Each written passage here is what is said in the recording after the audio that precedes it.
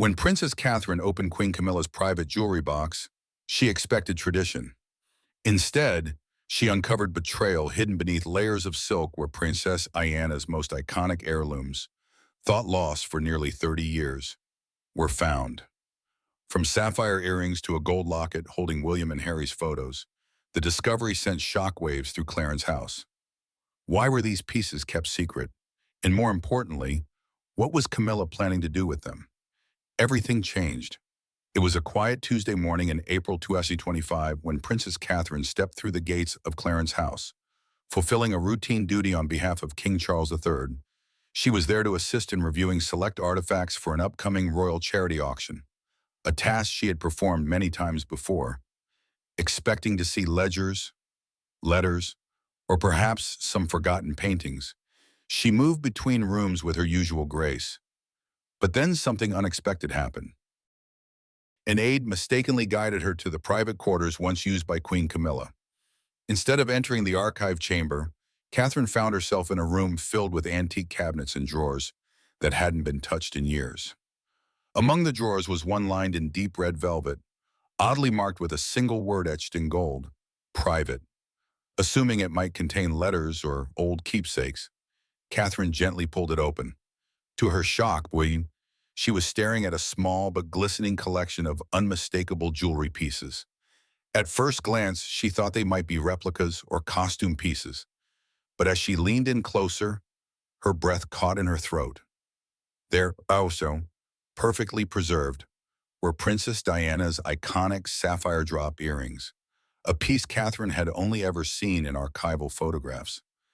Every stone, every detail matched. It was like opening a door to the past. Among the velvet was a small gold locket, slightly tarnished but undeniably sentimental. It was one Diana wore frequently in the late 90s, with photos inside of Prince William and Prince Harry from when they were just boys, barely 7 and 13 years old. Tucked behind it was a familiar diamond brooch Diana wore during a state dinner in 1999, just months before her death. These weren't museum items or ceremonial trinkets. These were the personal relics of a woman whose life, legacy, and heartbreak had shaped the very course of royal history. Catherine froze, unable to comprehend how these intimate treasures ended up here in Camilla's estate, far from the eyes of the public or Diana's sons.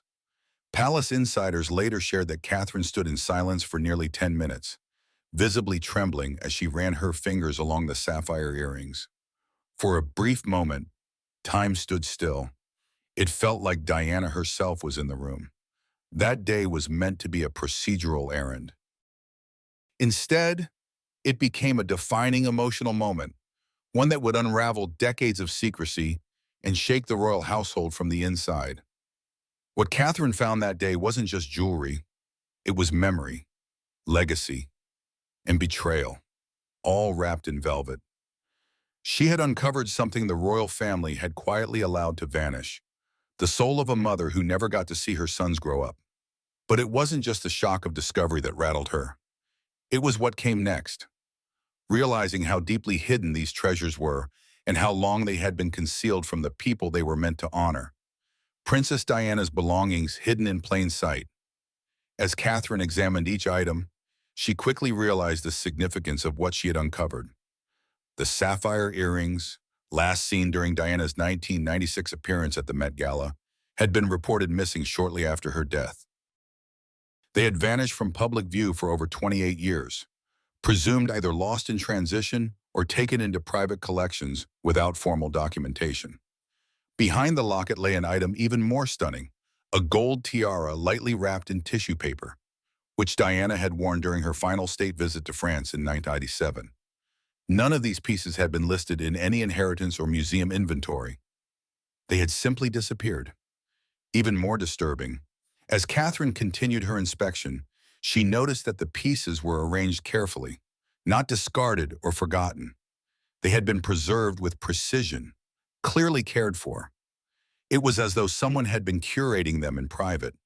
According to royal records reviewed later, none of these items had ever been passed down to William, Harry, or their spouses.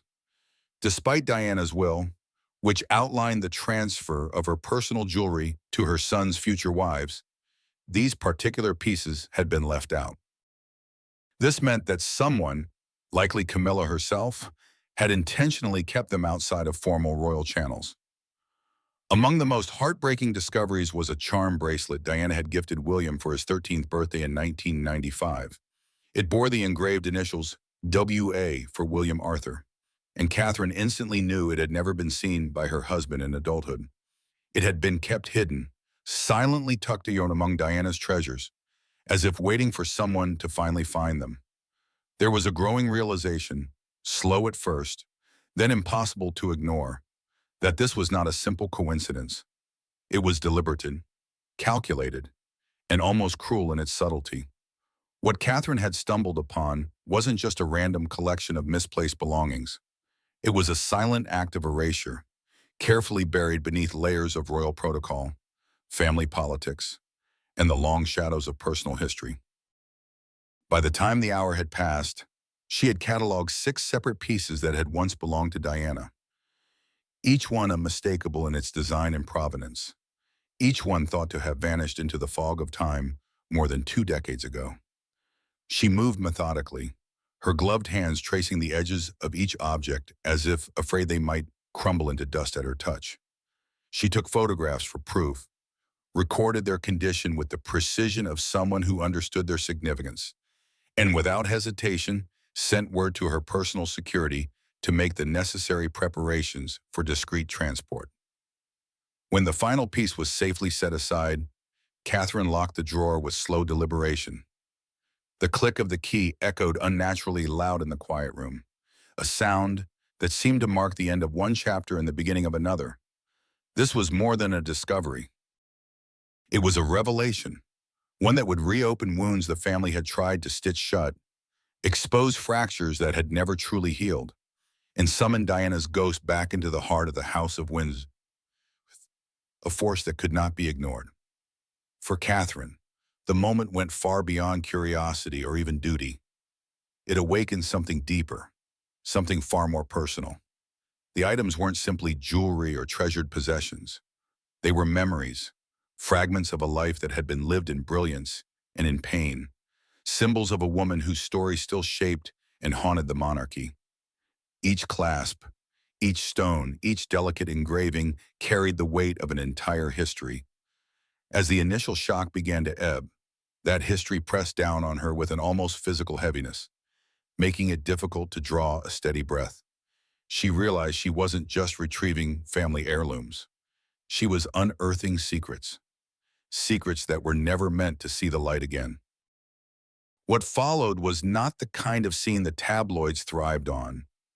No raised voices, no slammed doors, no public confrontation. Instead, it was something far more human and far more devastating. Alone in the room, surrounded by the quiet hum of the palace, Catherine felt her composure slip.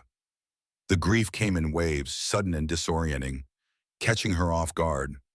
And for a few stolen minutes, there was no princess, no future queen, only a woman, shoulders trembling, silently weeping for someone she had never truly known, yet whose absence she felt as though it were her own loss.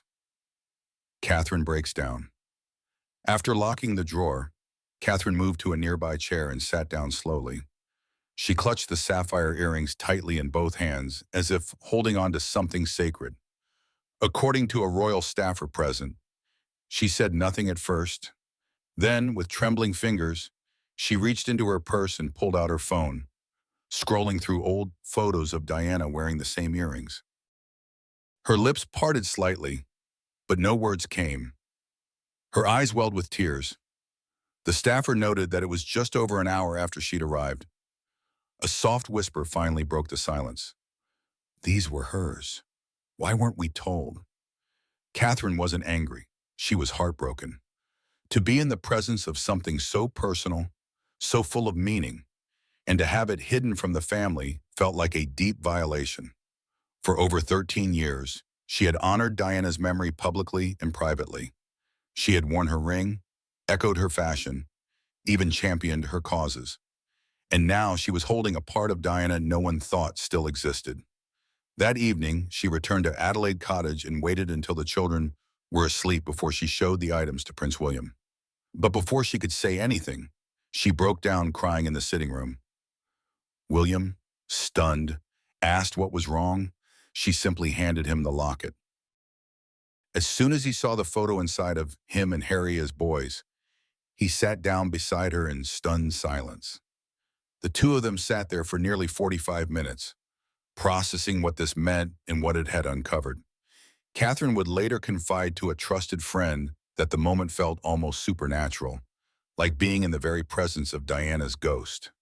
The air in the room seemed to shift when her eyes fell upon the collection laid out before her, the delicate drop earrings, the gold locket still faintly carrying the scent of Diana's favorite perfume, the tiara whose diamonds caught the light like a crown of frozen tears. Each piece seemed to hum with memory. They weren't just jewels, they were fragments of a life, whispers from a past that still ached. For Catherine and Ina, it was as if Diana herself had reached across time, trying to speak through the things she had once held close. For years, Catherine had quietly wondered why so few of Diana's personal treasures had found their way into her care. The absence had been an unspoken puzzle, one she had brushed aside in the name of decorum and duty. But now, staring at them, the truth hit with a force that left her breathless. This wasn't just an oversight. This was deliberate, and the sting was not merely sadness. It was a searing, righteous anger. The tears came quickly, hot and unrestrained, before fading into a brittle, heavy silence. But the silence wasn't peace, and it was the weight of questions that demanded answers. How had these deeply personal relics of Diana's life found their way into Camilla's possession?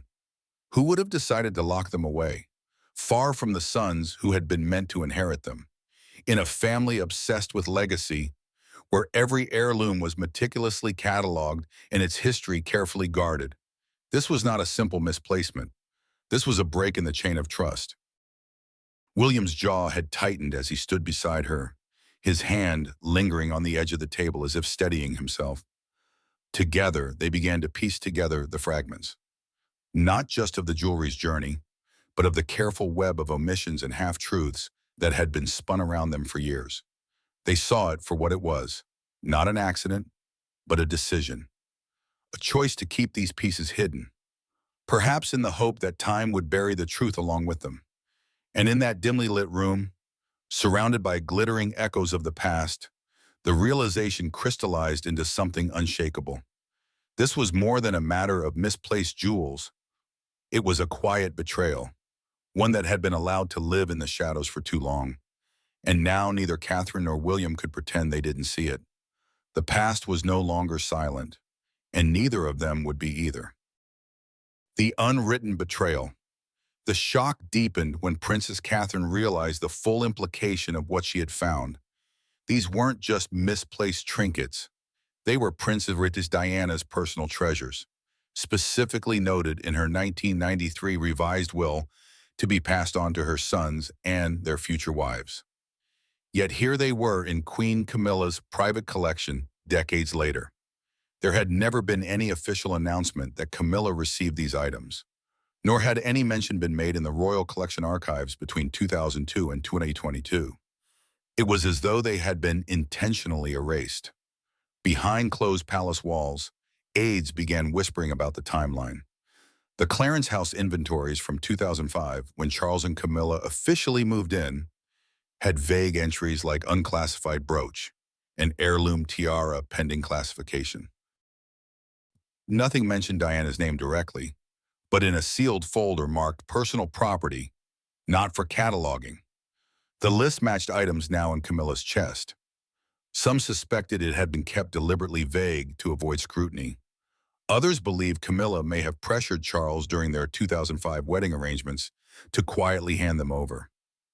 One of the more troubling discoveries was that several of these pieces had been insured under Camilla's name since 2007, including the sapphire earrings and the gold locket. This suggested Camilla had formally claimed ownership despite lacking any legal basis under Diana's will. There was no signature from either William or Harry authorizing the transfer. That meant the jewels were not only hidden, they were falsely registered. Catherine knew what this meant. This wasn't just a palace error. This was deception. For Catherine, it felt like an invisible theft. These weren't just shiny ornaments. They were relics of a woman who had endured so much heartbreak under the same roof. Camilla had once been the reason for that heartbreak. To now see Diana's precious memories locked away in Camilla's chest, not worn, not displayed, not even acknowledged, was a level of cruelty Catherine hadn't expected. It was a silent betrayal that spoke volumes. Catherine left Clarence's house with the chest of photos burned into her mind. That night, she told William everything. What followed wasn't rage. It was something quieter and far more terrifying. A royal fury, deeply personal and rooted in decades of pain, began to stir in Prince William's heart. William's silent fury. After Catherine told him, Prince William, now 42 years old, had weathered many storms in the public eye. But this one hit differently. When Catherine placed the sapphire earrings and gold locket on the table before him at Kensington Palace, he didn't speak for a long time. He just stared at them. Then he picked up the gold charm, a tiny piece marked with double W, the same one Diana gifted him for his 13th birthday in '95. His face tightened, and the silence was heavier than any words could carry. He didn't ask Catherine to explain. He knew exactly what she'd found. He remembered Diana wearing the charm on her bracelet during summer holidays at Balmoral. He remembered the locket. She would open it and smile whenever she talked about her boys.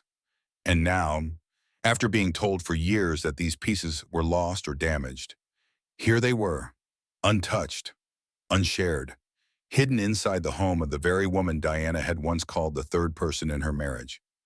Do you think Ms. Parker Bowles was a factor in the breakdown of your marriage? Well, there were 3 of us in this marriage, so it was a bit crowded. William's hands shook. It was grief mixing with fury. Without alerting the wider royal household, William contacted the Royal Collection Trust and requested a complete audit of all items once belonging to Diana. The email was sent at 10:46 p.m, just 2 hours after Catherine's discovery. The next morning, William personally visited Buckingham Palace's Records Division, demanding access to archived inventories between 1997 and 2007. What he found confirmed his worst fears. Multiple items listed in Diana's private collection were quietly reassigned to Camilla without a legal chain of custody. Those who saw William that day described him as chilled to the bone. A royal historian noted it was the first time William had invoked the phrase, "She's taken enough from my mother already." To those who knew him well, it was jarring. A fracture in the calm, measured exterior Prince William had spent a lifetime perfecting. His composure was legendary, even in the face of public scandal or private grief. Yet here, behind closed doors, the mask slipped. Not in a public outburst, not in some theatrical show of fury for the cameras, but in a controlled, deliberate silence that carried far more weight. This wasn't about rage. It was about resolve. Instead of rushing to the press or staging a pointed display, William chose a different battlefield. One that was quieter but infinitely more strategic. It was a path designed to corner Camilla into accountability without igniting a crisis that could fracture the monarchy beyond repair. The gloves had come off, but they were removed in private, not ripped away in public spectacle. His next move was not a strike. It was a dismantling. The ripple was immediate. In the hushed corridors of the palace, whispers grew into an unspoken acknowledgement. William was no longer merely the heir. He was acting with the authority of a man who understood the weight of the crown and the limits of patience. Staff noticed the subtle shift in his meetings, the firmness in his tone, the finality in his decisions. Even those loyal to Camilla could sense the ground tilting beneath them. Yet amid the tension, one figure refused to show even a flicker of retreat. Camilla, when the confrontation came, was sharp but controlled, a meeting of 2 wills in a room where history seemed to press in from the walls. And when she finally spoke, it wasn't with apology or regret, but with justification, a reasoning so steeped in self-preservation that it landed like a fresh wound, tearing open the hurt rather than mending it. For William, that moment was confirmation. The truth, once hoped to be a misunderstanding, was now solid and undeniable. And with that, the possibility of reconciliation slipped away. Not with an explosion, but with the quiet, devastating certainty that the line had been crossed and could never be uncrossed. Camilla's cold defense raises more questions. When summoned to a private meeting at Sandringham House on a rainy Tuesday morning, Queen Camilla appeared unfazed. Dressed in muted gray and pearls, she addressed the issue as though it were a misunderstanding. "I rescued those pieces," she reportedly said, "from being boxed and forgotten in some dusty vault." She claimed King Charles, back in 2001, gave her informal permission to store select heirlooms for historical safekeeping. But there was no written record of that conversation. No signature, no trace of Wimper. Camilla insisted she had no plans to wear the pieces. She was only preserving them in memory. Yet, several staff members recalled a different tone from her over the years. In 2008, one footman remembered overhearing Camilla refer to Diana's sapphire tiara as too beautiful to waste on sentiment. And in 2015, Camilla allegedly instructed her stylist to design a brooch inspired by Diana's gold locket. An odd move if she meant only to preserve, not possess. More disturbing was the lack of transparency. Camilla had kept these pieces out of royal inventories for nearly 2 decades despite knowing Diana's will was public knowledge. The items had not been shared, loaned, or even disclosed to William and Harry. Her reasoning that they would have been lost to bureaucracy rang hollow to Catherine, who viewed Camilla's choices as calculated, not careless. The royal family is built on tradition and protocol, and Camilla had clearly bypassed both. Catherine left that meeting feeling colder than ever. The Camilla who once claimed to want peace within the family had hidden the very artifacts of pain, reminders of betrayal, sorrow, and resilience. To William and Catherine, this was no longer about jewels. It was about history, memory, and the story they would pass on to George, Charlotte, and Louis. Camilla's excuses didn't erase the fact Diana had been silenced once. Her legacy would not be again, but what started as a family revelation was quickly turning into a public reckoning. As legal experts weighed in and media rumors began to swirl, the world realized this wasn't over. Diana's voice was rising again through the people who loved her most. Public whispers begin. Despite the palace's best efforts to keep the matter internal, whispers leaked. One of the housekeeping staff at Sandringham, overhearing the confrontation between William and Camilla, shared details with a former aide who then tipped off a journalist. By the weekend, discreet headlines began appearing. Diana's jewels missing, and family feud over royal inheritance. Though the stories were vague, they set the tone for what was to come. The public had long memories when it came to Diana, and now they wanted answers. The Royal Collection Trust attempted to downplay the situation, stating that no formal inventory had been disputed. But behind the scenes, legal experts started reviewing Diana's 1993 will, and the implications were significant. Legally, if personal items were meant to go to William and Harry and ended up in Camilla's possession without documented transfer or bequest, that constituted a civil breach of inheritance terms. It was enough to warrant a quiet legal review, something Prince William had already initiated. A Queen's Counsel barrister, speaking under strict anonymity, disclosed that there was, in fact, legal precedent for reclaiming such possessions, even if decades had passed.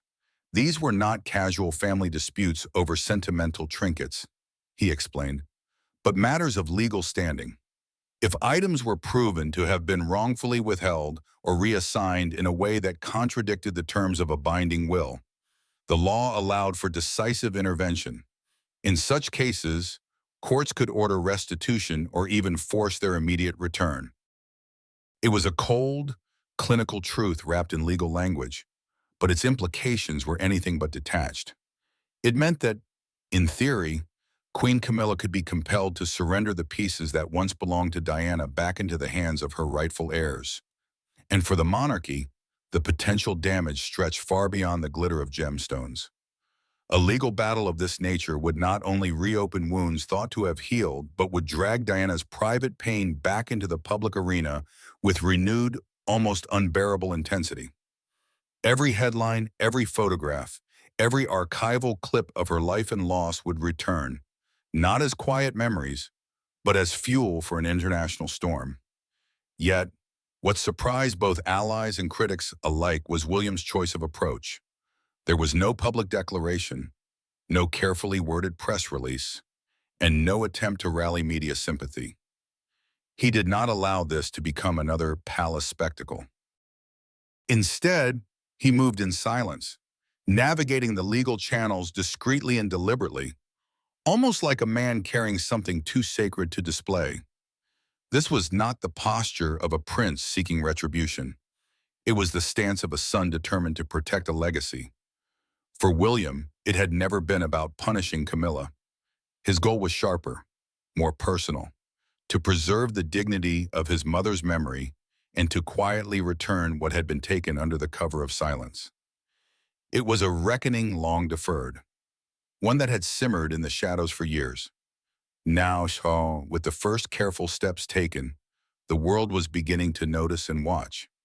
But before any legal proceedings could gather momentum, an unforeseen ripple disturbed the stillness. A message arrived, untraceable, unsigned, from someone who refused to reveal their identity. They had information they claimed that William needed to hear.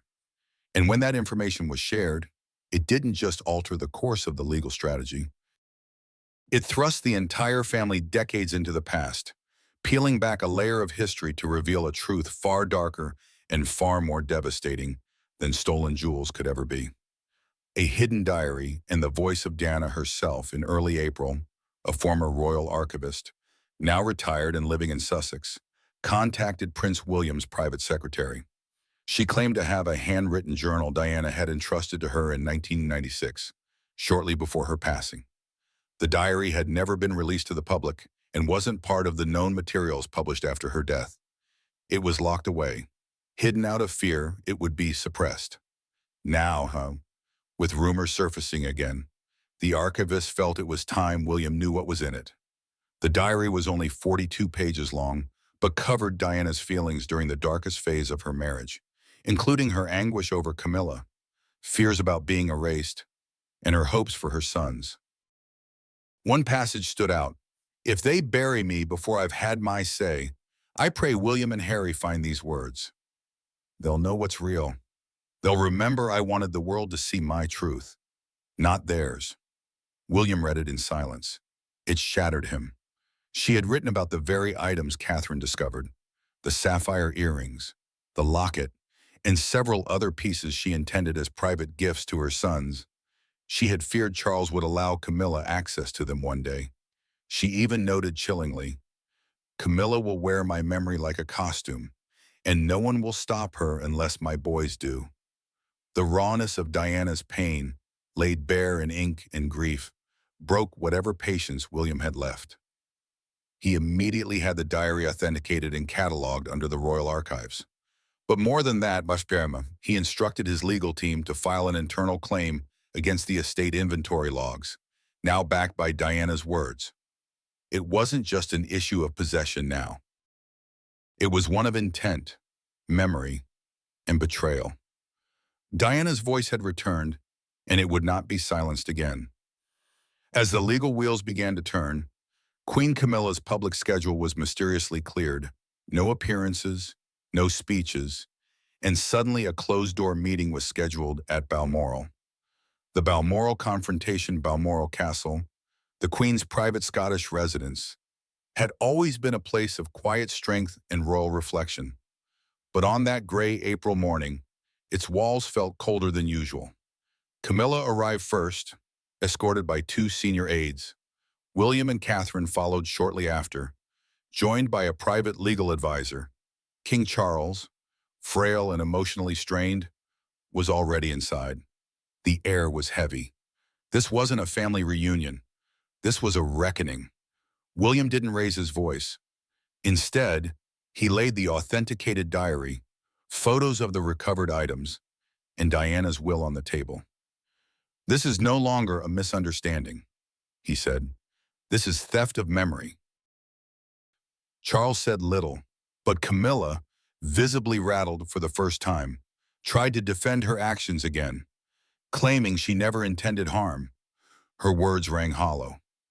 Catherine sat silent beside William, eyes locked on Camilla, not with rage, but with something colder: disappointment. The king asked everyone to step out except for Camilla and William. What happened inside that room remains confidential, but what leaked later was telling. Camilla left Balmoral in tears, and Charles remained at the estate for 4 more days, canceling public engagements. Insiders claimed William gave his father an ultimatum: "You can choose silence, or you can choose justice for the woman you hurt." It was not a threat. It was a request for once to do the right thing. When Camilla returned to London, the palace moved quickly, as though speed could soften the blow of what had already been exposed. A formal letter was dispatched to the Royal Collection Trust, written with all the polished restraint of official protocol, declaring her intent to return the contested items to Prince William and Prince Harry. The wording was careful, almost clinical, but the sentiment beneath it was impossible to disguise. A quiet admission that the tide of public opinion had turned, and resistance was no longer an option. But by the damage was far beyond repair. The return of the items might have satisfied the paperwork, but it could not undo the emotional upheaval that had already been set in motion. Diana's memory, once carefully folded away in the private corners of the palace, had broken free of the whispers and shadows. It now stood in the open, vivid and untamed, stirring old wounds and demanding acknowledgement in a way no official statement could contain. The confrontation had done more than expose a disagreement over possessions. It had cracked the polished surface of the royal image. For decades, that image had been burnished to perfection, resilient against scandal. Yet here it was, splintered in places that could not be neatly mended. And in the heart of that fracture lay something deeper than protocol, a reminder that behind every gilded wall lived human grief, love, and longing. The final letter, weeks after the Balmoral confrontation, an elderly royal nurse contacted Kensington Palace. She had worked at Kensington Gardens in the 1990s and revealed she had been entrusted with a sealed envelope addressed to William, written by Princess Diana in 1997, a month before her fatal crash. She had held on to it for 28 years, honoring a promise that it would only be delivered if William ever publicly challenged Camilla's role in the royal family. Now that a moment had come, the letter was handwritten, sealed with Diana's crest, and opened by William alone in his study. Catherine later said she found him still at his desk hours later, unmoving. The letter wasn't bitter. It wasn't vengeful. It was Diana in her truest voice, maternal, loving, hopeful. She wrote, "If I'm gone and you find yourself facing her, remember who you are. You are light. You are truth. And you were never meant to carry my pain." William wept like the boy who had once watched his mother's coffin roll down the mall. It wasn't about the jewels anymore. It wasn't even about the diary. It was about Diana's enduring presence, her refusal to be forgotten, her power to reach through time, and the way her legacy still lived inside her sons. For William, it meant everything. He later admitted to close friends that the letter was the single most healing moment of his life. "She saved the best part of her voice," he whispered once, "for the moment I needed it most." In a quiet ceremony, the returned jewelry was placed into the Princess Diana Memorial Vault, a newly established collection at Althorpe, her ancestral home. A small plaque was added in memory of what could not be erased. It was William's tribute, not just to Diana, but to the truth. Camilla was never mentioned. She didn't need to be. History had already decided who belonged in which story. Now that these lost treasures are back where they belong, Princess Catherine isn't just honoring Diana's memory. She's protecting it, quietly, without fanfare. She's reclaiming every piece, every story, and every truth. In doing so, she's drawing a line between what was taken and what will never be taken again. Diana's legacy lives on, not in silence, but in sapphire, gold, and the unwavering strength of the woman who found it.